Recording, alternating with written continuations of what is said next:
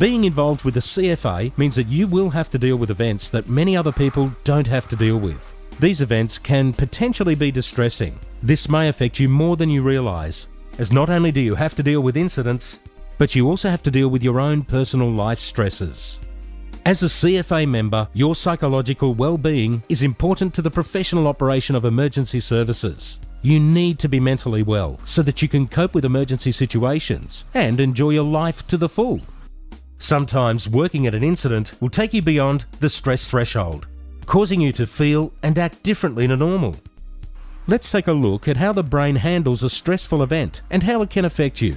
You're driving down the road when a dog runs out in front of your car. The brain determines you're under threat and sends an immediate message to the adrenal glands. Adrenaline is released, causing your heart to start pounding and your breathing to get faster. Deep within the brain, the pituitary gland releases cortisol, which immediately targets the stomach and shuts it down. The blood supply that normally digests food is diverted to pick up excess oxygen and deliver it to where you need it most, such as your arms and legs, so you can grip the steering wheel and use the brakes fast.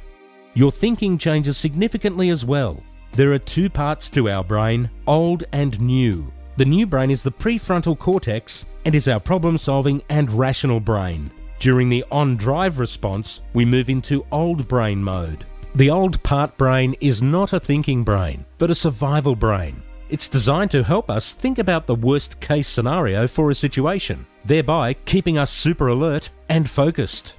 This part of the brain also stores the amygdala, and it alerts the whole system that there's a threat, just like a fire alarm. Its close location to the spinal cord means that it can quickly relay messages back and forth. It also alerts and manages our physiological responses, such as our breathing and heartbeat rate. The amygdala also stores and produces emotions. So feeling emotional is always an important and valid part of any stress response.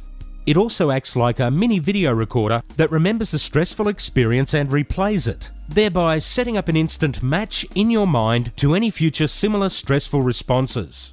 Most of the time, this system operates effectively, switching on and off at the right time. So, at what point do things go pear-shaped? When we keep going beyond our stress threshold again and again, the brain gets locked into fire alarm mode. And it feels like we need to respond to all things, as if they are an emergency. It's the amygdala in the brain that makes us hypervigilant. We can feel constantly on alert. We can find ourselves in that worst-case scenario mindset most of the time.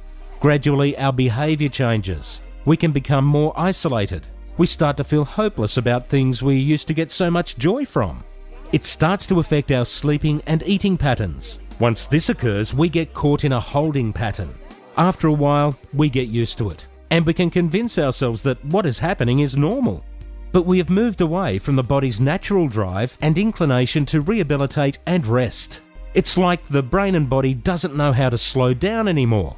Our emotions, situated in the fire alarm part of our brain, can feel like they are in brake or accelerator mode, and it can be exhausting. Looking at the brain and understanding its response helps us to realize that stress happens on all levels. The brain has the capacity to return back to normal if we implement good self-care techniques. We can do that by talking about what is happening, seeking practical advice, and practicing self-care to help us get back on track.